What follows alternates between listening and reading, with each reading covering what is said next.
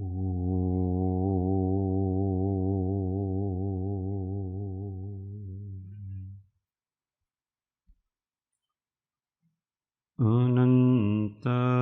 અનંત ભાવ ભેદથી ભરેલી ભટ અનંત અનંતના નિક્ષેપે વ્યાખ્યાની છે. સકલ જગત ગીત કારિણી હારિણી મોહ તારિણી ભવાબ્ધિ ચારિણી પ્રમાણી છે. ઉપમા આપ્યાની જેને તમારા ખવીતે આપવાથી નિજમાં મપાઈ મેં માની છે. અહો રાજ ચંદ્ર બાળ ખ્યાલ નથી પામા જીનેશ્વર તાણી વાણ જાણી તેણે જાણી છે. ગુરુ રાજ તાણી વાણ જાણી તેણે જાણી છે.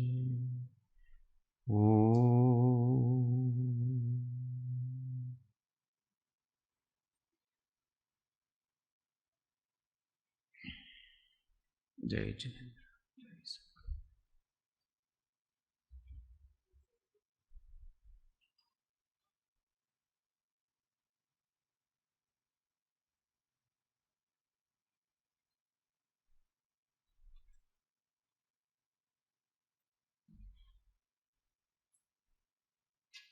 અનુભૂતિના ઉદ્ગારો.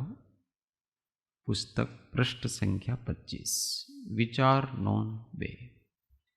શ્રી સદ્ગુરુ દેવાય નમઃ. તારીખ 15/5/1957 રાતના 9:20 ઉપર લખાણ થયું છે.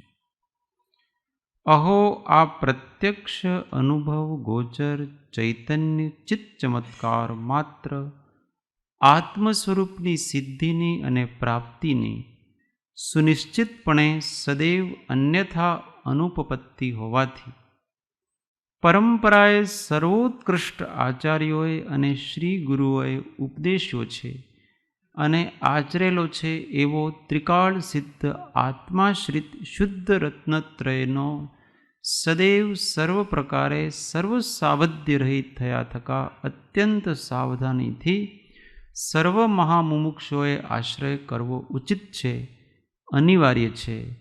તેને શુદ્ધ રત્નત્રય કહો, શુદ્ધોપયોગ કહો, વા ગમે તે નામ આપો, ભાવ તો આ જ હોય. જેઓ અતીત કાળે મુક્તિ પામ્યા છે, વર્તમાન કાળે પામે છે અને ભવિષ્ય કાળે પામશે, તે સર્વ મુમુક્ષોએ આ જ શુદ્ધ રત્નત્રયનો અભેદ ઉગ્ર આશ્રય લીધો છે. તેથી આપણે સૌ મુમુક્ષુઓએ પણ તેમ જ કરવા યોગ્ય છે. ફરી ફરી પ્રયત્નપૂર્વક તેમ જ કરવા યોગ્ય છે. થોડા ગરિષ્ઠ વચનો છે, પણ આ એક સાધકના વચન છે જેને સિદ્ધિની ચાહ છે, સિદ્ધિનું લક્ષ્ય છે અને સિદ્ધિનું જ્ઞાન છે. જ્યારે ધ્યેયનું સ્પષ્ટ પરિજ્ઞાન થાય અને ધ્યેયના સાધનનો પણ સ્પષ્ટ પરિજ્ઞાન થાય ત્યારે આવા પ્રકારના વચન નીકળે છે. તો આ જીવનો ધ્યેય તો શું છે? આપણે બધાનો લક્ષ્ય શું છે? બોલો ભાઈ. હા, જેનો હોય તેનો, બધાને નથી હોતો. भैया जी, आज का जो ये पढ़ रहे हैं अपन, हाँ, वो 15/5/57 है. हाँ. तो आज 15/5/25 है. Very good. तो करीब 68 ટોપિક वर्ष के पहले का. तो ऐसा 68 વર્ષ પહેલા. और इस टाइम पूज्य साहब जी बम्बई में थे, जहाँ पर वो सर्विस करते थे. વર્ષ ગાંઠ છે हाँ जी. जय प्रभु. પત્રની. મને એવું ખબર હતો રાતના 9:20 પર સ્વાધ્યાય કરતા, તો આપણે ફરી કરીશું સાહેબજી, કારણ કે પણ અત્યારે આ 9:20 લગભગ 20 જ થયા છે દિવસના.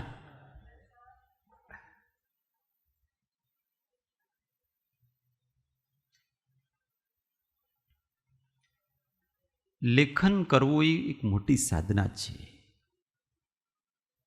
દરેક જીવન સાધક હોય તો સાધના કરે, પણ જો લખતા જાય તો પાછળથી મુમુક્ષુઓને ઘણું કલ્યાણકારી થાય છે. પોતાને તો વિશેષ કલ્યાણકારી ન હોય, પણ કેમ કે એ તો આગળ આગળ વધતા જાય છે, એટલે પાછળનું છૂટતું જાય છે. પણ પાછળથી જે મુમુક્ષુ આવે એમને કલ્યાણકારી હોય છે. લખવાનો લિખિત સ્વાધ્યાય સૌથી ઉત્તમ સ્વાધ્યાય છે, તે લિખિત સ્વાધ્યાય છે. આપણે જેવા વિચાર આવે એવા લખવા, પણ એમ કરતા કરતા જ આપણે વિશિષ્ટ વિચાર આવશે. અને લખવા બેસીએ તો પછી ખોટા ખોટા વિચાર ના આવે, સારા જ આવશે. દિમાગમાં આખો દિવસ ભલે અન્યથા વિચાર આવે, પણ જ્યારે આપણે લખવા બેસીએ ત્યારે કોઈ અન્યથા ના આવે, ત્યારે તો સાચા જ આવે, સારા જ આવે. કેમ કે ત્યારે આપણે એકાગ્ર હોઈએ આપણા સ્વરૂપ પ્રત્યે. એટલે તો અહીંયા કહે છે કે જે આ પ્રત્યક્ષ અનુભવ ગોચર ચૈતન્ય ચિત્ત ચમત્કાર માત્ર આત્મ સ્વરૂપની સિદ્ધિ. આ જે ચૈતન્ય છે કેવો છે? પ્રત્યક્ષ અનુભવ ગોચર. આત્મા પ્રત્યક્ષ છે કે પરોક્ષ છે? આજે આમ અવાજમાં દમ નથી આવતા. આત્મા પ્રત્યક્ષ કે પરોક્ષ?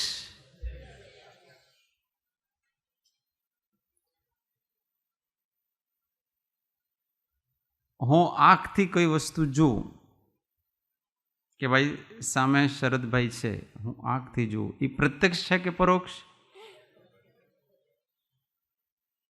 બોલો હૃદય, પ્રત્યક્ષ કે પરોક્ષ? પરોક્ષ. પરોક્ષ. ઇનડાયરેક્ટ. ઇનડાયરેક્ટ એટલે પરોક્ષ થાય. તો इनडायरेक्ट है कि डायरेक्ट? इनडायरेक्ट. Very good. क्यों मैं ऐसा कहता हूँ ना, मैं इसको देख ही रहा हूँ, बस सीधा ही देख रहा हूँ, प्रत्यक्ष.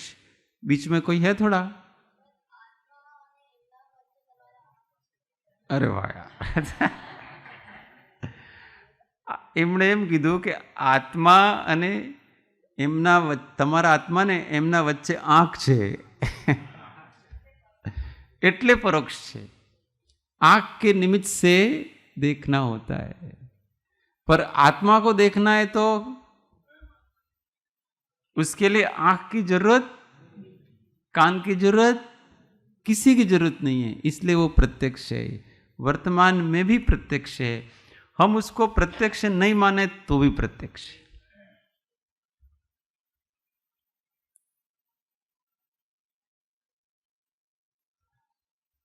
कीर्तन को तुमको अपनी आंख दिखाई देती है तो तुम कह सकते हो कि मेरी आंख है? कैसे कह सकते हो? तुमको दिखाई देती है तुम्हारी आंखें, तो तुम कैसे कह सकते हो कि मेरी आंखें?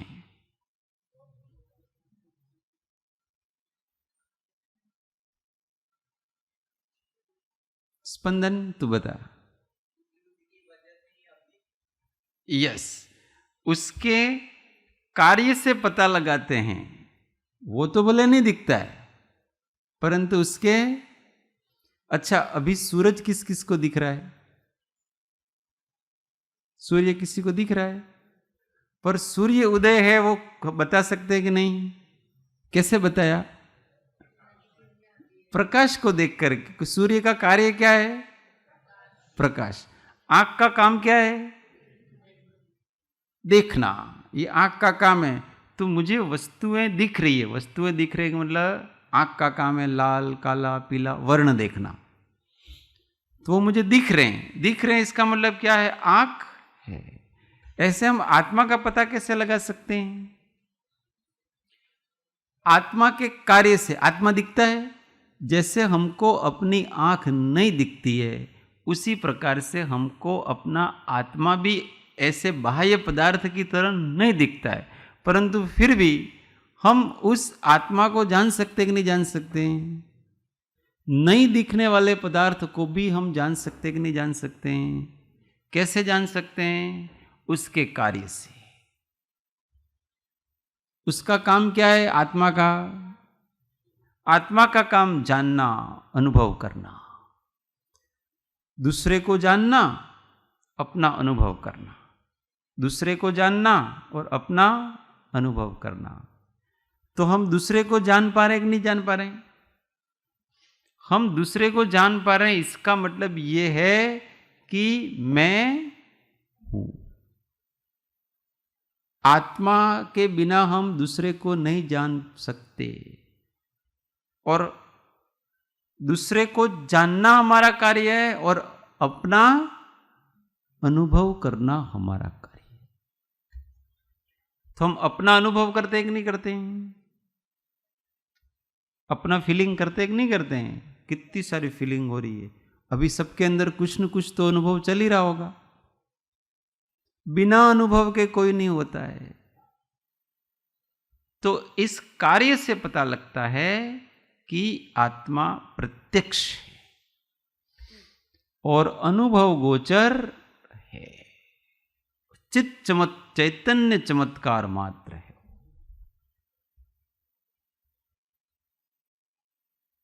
जो आत्मा को नहीं मानते ना, वो उनके ऊपर आश्चर्य होता है। जो आत्मा को मानता है उसके ऊपर कोई आश्चर्य नहीं है, पर जो आत्मा को नहीं मानता है वो बड़ा महान आश्चर्य है। क्यों महान आश्चर्य? क्योंकि जो ऐसा कहता है कि आत्मा नहीं है, वो ऐसा कह रहा है कि मैं नहीं हूं। ऐसा ही कह रहा है ना।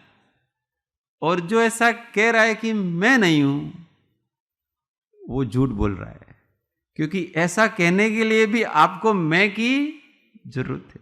उस मैं के बिना आप कैसे कह सकते हो कि मैं नहीं हूं? इतना प्रत्यक्ष है ये आत्मा।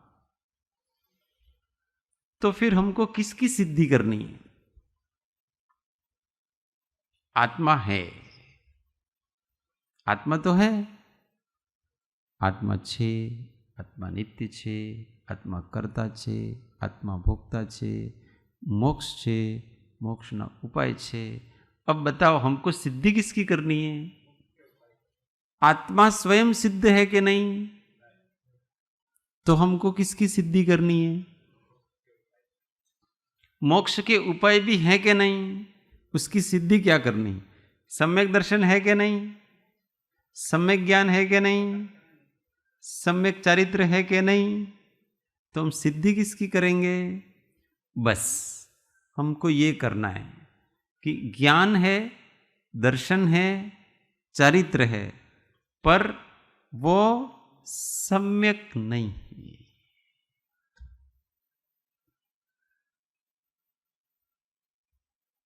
वस्तु की उत्पत्ति नहीं करनी है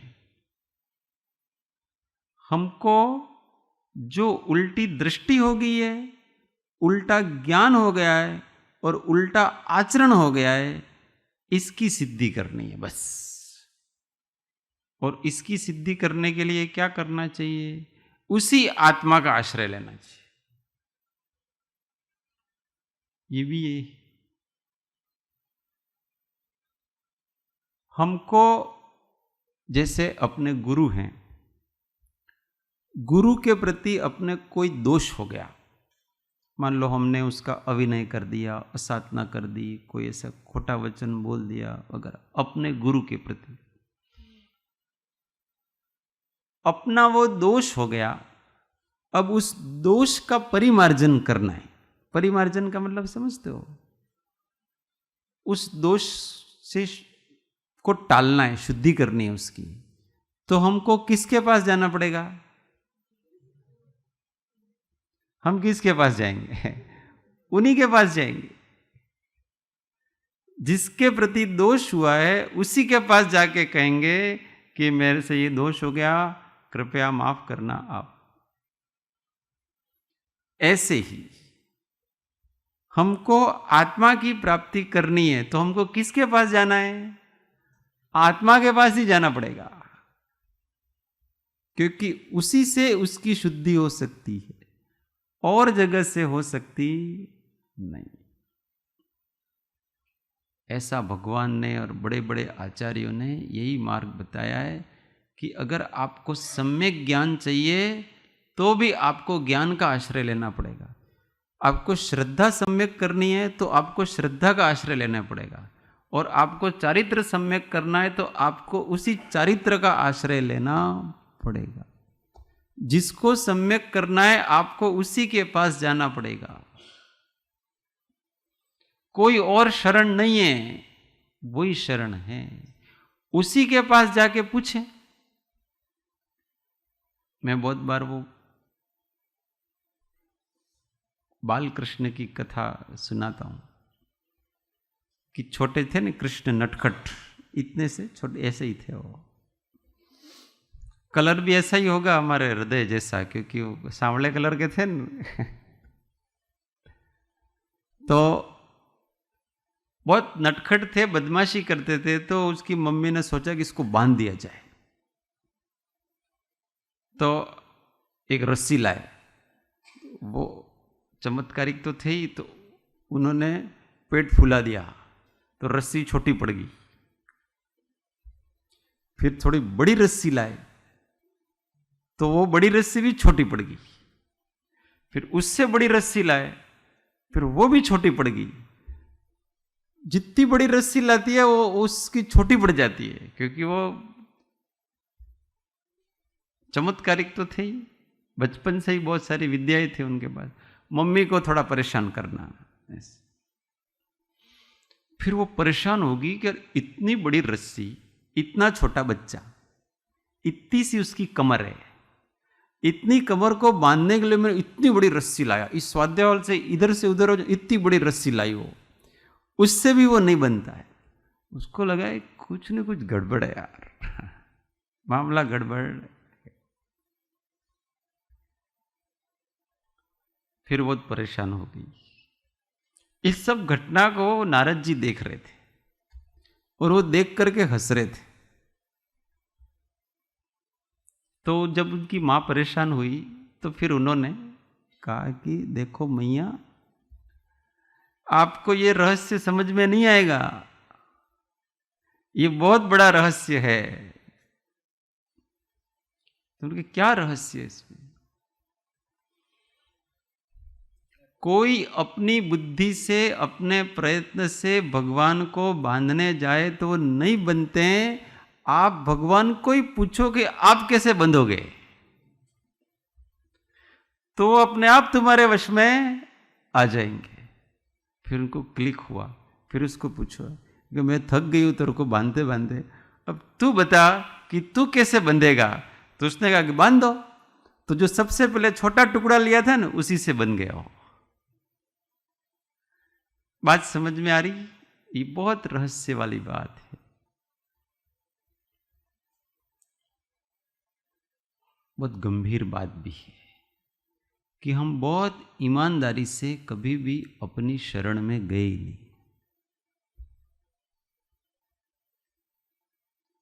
ईमानदारी से कभी भी अपन अपनी शरण में नहीं गए, अपने आप को कभी नहीं पुकारा कि हे चैतन्य देव, मुझे अब आपकी आवश्यकता है।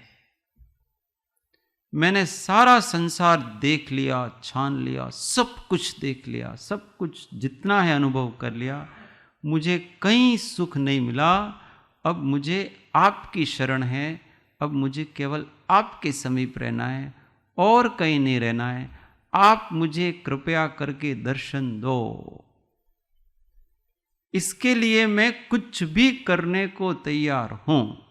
सब कुछ, अगर सारे संसार का त्याग करना पड़े तो मैं त्याग करने के लिए तैयार हूं। मेरी प्रिय से प्रिय वस्तु का त्याग करना पड़े तो मैं त्याग करने के लिए तैयार हूं। अगर इस शरीर का त्याग करना पड़े तो मैं शरीर का त्याग करने के लिए तैयार हूं, परंतु मुझे केवल एक बार आप दर्शन दो। ईमानदारी से।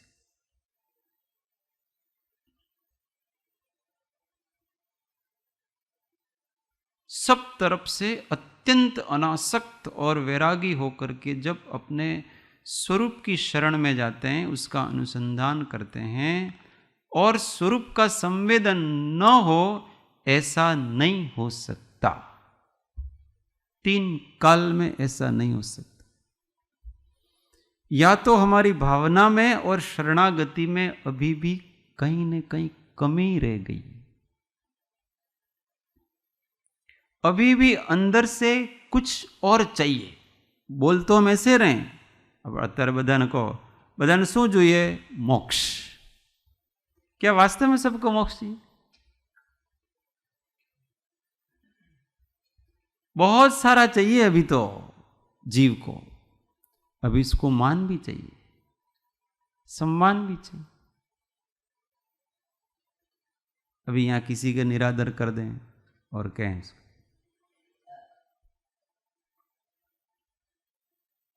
आप छोटी जाति के हो, इसलिए आपको अंदर नहीं बैठना, आपको स्वाध्याय हॉल के बाहर बैठना, तो क्या सोचेगा? आश्रम में भेदभाव करे छे, मारे आश्रम में नहीं जाओ। इधर तो सब भेदभाव करते हैं, जाति पाति करते हैं, हमको छोटा गिनते हैं, वो बड़े हो गए हैं, तो वो क्या करेगा पता है? आएगा ही नहीं। उसको सत्संग से अधिक उसका मान प्यारा है। और जो ऐसी चीजों को जीत लेते हैं वो महान बनते हैं।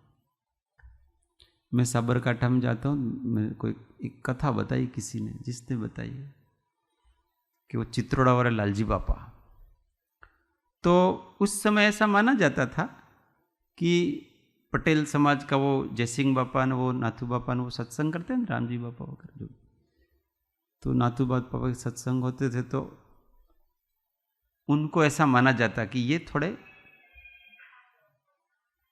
जाति से नीचे हैं, ऐसा माना जाता था। और जब भोजन वगैरह, हाँ भाई बंद करता ना आवड़े कोई लई लो, है ना।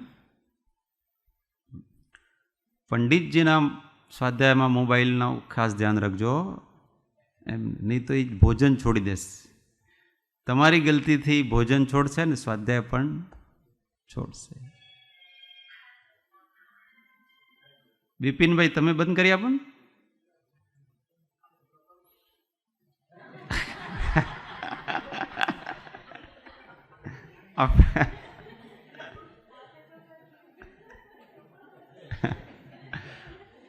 विपिन भाई ने सिक्सर ज होय।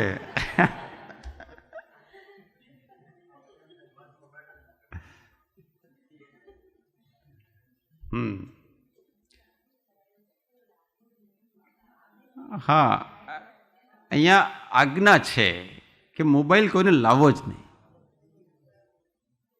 अने कोईना रूम में राखे अने खोवाई जशे ने तो संस्था एने पैसा आपशे नवो लाववा माटे, पण तमारे कृपया लाववो नहीं। आ તમને એમ ડર હોય કે અમારા રૂમમાં રાખીશું ને ખોવાઈ જશે ને એમ, તો અમે પૈસા આપી દઈશું તમને, પણ તમારે અહીંયા કૃપયા કરીને મોબાઈલ ના લાવો. હવે કેટલી સારી વાત ચાલતી હતી અને આખો વિક્ષેપ પડી ગયો. વાત લાલજી બાપાની ચાલતી હતી, પણ આપણે લાઈન ઉપર આપવામાં વાર ના લાગે.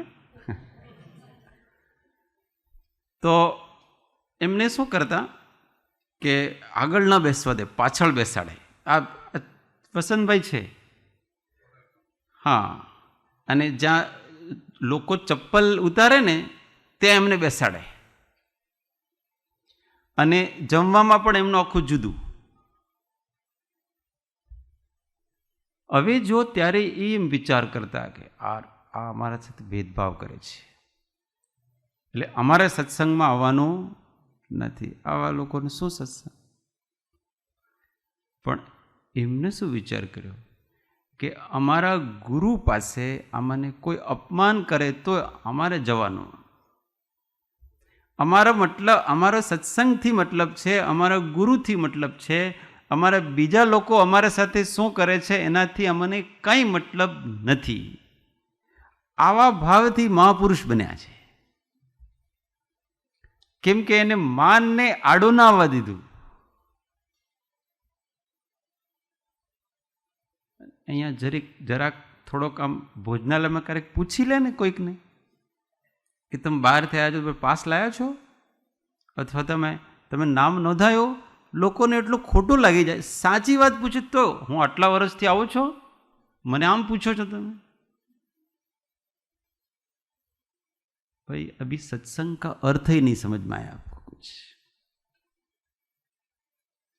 આ જીવને બધાને મોક્ષ જોઈએ એવું કોઈ જરૂરી બીજું જ જોઈએ નહીં. જ્યારે અવસર આવે ત્યારે ખબર પડે છે કે મારે શું જોઈએ, મોક્ષ જોઈતો હતો કે સત્સંગ જોઈતો હતો, કંઈક બીજું જોઈતું હતું વસ્તુ.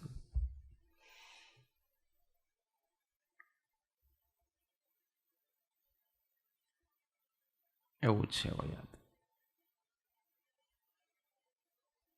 એટલે પ્રામાણિકતાથી આપણે વિચાર કરવો કે આપણે શું જોઈએ. અને જ્યારે આ જીવને માત્ર અને માત્ર પરમાત્માના દર્શન કરવા છે, એના સિવાય મારા જીવનમાં કોઈ કાર્ય પ્રાથમિક નથી, આવું જો અંતઃકરણથી થઈ જશે, તે દિવસે એ પરમાત્માના દર્શન કરી લેશે.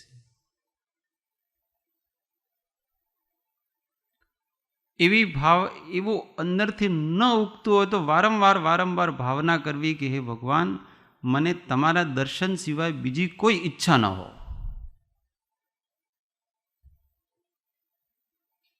બીજું કંઈ નથી જોઈતું, અને જોઈતો હોય તો એ જોઈતું એ નથી જોઈતું, એની ઈચ્છા નથી જોઈતી. મારે માત્ર આપના દર્શન કરવા છે. અમારા ગુરુદેવ એમ કે છે કે અનંત જ્ઞાનીઓ એમ કે છે કે સર્વ સુખનું મૂળ એક પરમાત્મા જ છે. પરમાત્મા પરમ આનંદરૂપ છે. મારે આવા તમારા આનંદ સ્વરૂપના દર્શન કરવા છે. હું તમારે શરણમાં આવ્યો છું, મને દર્શન આપો. એમ કરીને અત્યંત નિષ્કામ થઈ જાઓ તમે. જો આત્માની વિશુદ્ધિ થાય ને આ ચિત્ત ચમત્કાર છે ને, ચૈતન્ય ચમત્કાર અંતઃકરણમાં પ્રગટે, આવી નિરંતર ભાવના કરવાની. આ ભાવના સાથે સત્સંગ કરવાનો. એક જ ભાવના નથી, અશરણતાની ભાવના. આત્માની ભાવનામાં ઘણું બધું આવી જાય.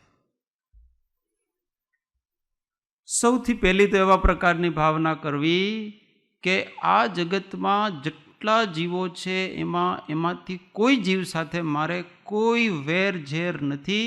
મને બધા પ્રત્યે નિષ્કામ મૈત્રી ભાવ છે, પ્રેમ ભાવ છે, સમતા ભાવ છે.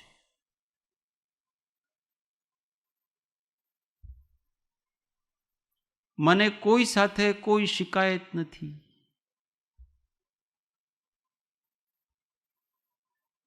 આવી ભાવના કરવી. પછી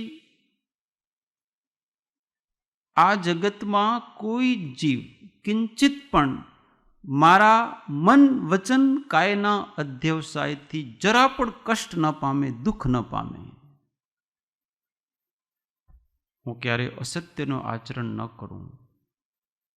હું ક્યારે કોઈના અધિકાર અનધિકૃત ચેષ્ટા ન કરું. મારી દૃષ્ટિમાં ક્યારે વિકાર ન આવે. હું સદૈવ સંતુષ્ટ રહું, સદૈવ ક્ષમાશીલ રહું, સદૈવ વિનમ્ર રહું, સદૈવ સરળ અને સ્પષ્ટ પારદર્શી રહું, સદૈવ સંતુષ્ટ નિર્લોભી રહું, સત્યનિષ્ઠ થઈને રહું, પોતાની સ્વભાવની મર્યાદામાં રહું.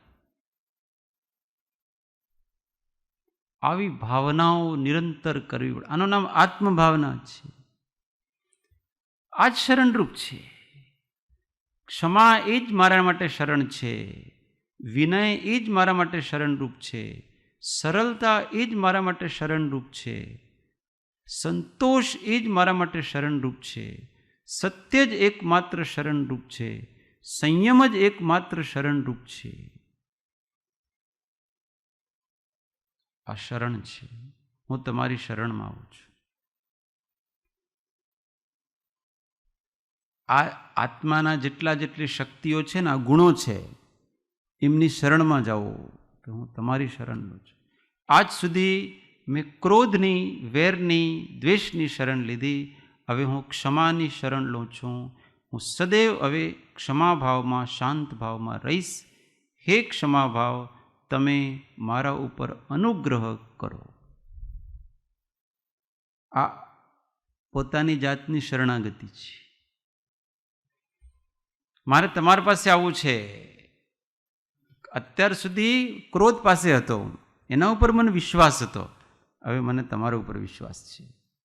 તમારા પાસે અત્યાર સુધી મને અહંકાર ઉપર વિશ્વાસ હતો, એમાં આનંદ હતો. હવે મને નમ્રતા ઉપર, વિનય ઉપર વિશ્વાસ છે કે મારે હંમેશા વિનમ્ર રહેવું છે.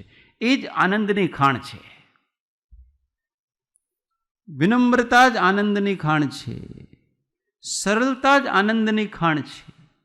સંતુષ્ટિ, સંતોષ જ આનંદની ખાણ છે. સત્ય જ સ્વયં આનંદ સ્વરૂપ છે. સંયમ જ સ્વયં આનંદ સ્વરૂપ છે. તપ સ્વયં આનંદ સ્વરૂપ છે. ત્યાગ સ્વયં આનંદ સ્વરૂપ છે. નિર્મોહીપણો, નિર્મમત્વ, આકિંચન્ય એ જ પરમ આનંદ સ્વરૂપ છે. બ્રહ્મચર્ય તે જ પરમાનંદ સ્વરૂપ છે. આ પરમ આનંદ સ્વરૂપ છે. મારે એમની શરણમાં જવું છે. હું તમારી શરણ ગ્રહણ કરું છું. હવે હું તમારા ધર્મનો અને તમારા મુનિનો શરણ ગ્રહણ કરું છું. મારા અપરાધ ક્ષય થઈ હું તે સર્વ પાપથી મુક્ત થઉં, એ મારી અભિલાષા છે. આગળ કરેલા પાપોનો હું હવે પશ્ચાતાપ કરું છું. પહેલા પશ્ચાતાપ કરો. આજ સુધી મેં જે કર્યો એને હે ભગવાન મને માફ કરજો. જગતના જીવો પણ મને માફ કરજો. શુદ્ધ અંતઃકરણથી હું બધાની માફી માંગુ છું. હવે મારે કોઈ પ્રત્યે કોઈ અપરાધ નથી કરવો. જગતના જીવો, હવે તમારે મારા પ્રત્યે કોઈ ડરવાનું નથી. હું તમારું કોઈ અહિત ન કરું, ન બોલું, ન હું વિચારું. બસ તમે મને માફ કરજો, હું પણ તમને માફ કરું છું. અને મારે હવે માત્ર મારા આત્મામાં રહેવું છે, સંતુષ્ટિમાં રહેવું છે, આનંદમાં રહેવું છે. બસ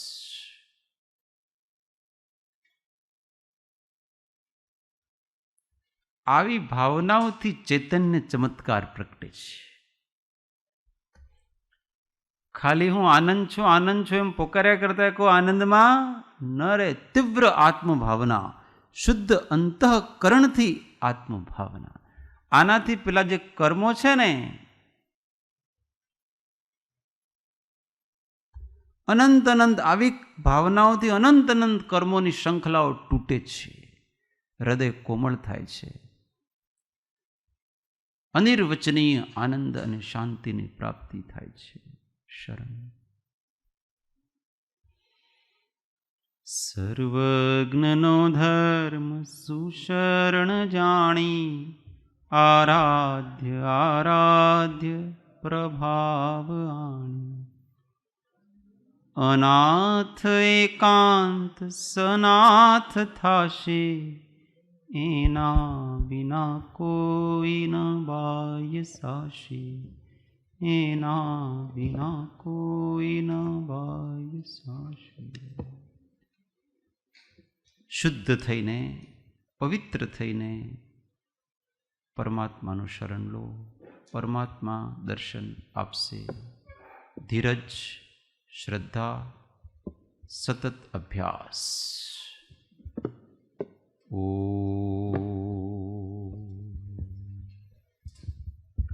સુખધામ અનંત સુસંત ચહી, દિન રાત્ર રહે તધ્યાન. પર શાંતિ અનંત સુધામય, પ્રણમો પદ તે વરતે. ઓ પ્રણમો પદ તે વરતે. બોલો મહાવીર સ્વામી પંચ પરમેષ્ઠી પરમ કૃપાળુ સદગુરુ સબ સંતન કી જય. શુદ્ધ આત્મદેવ કી જય. ઓ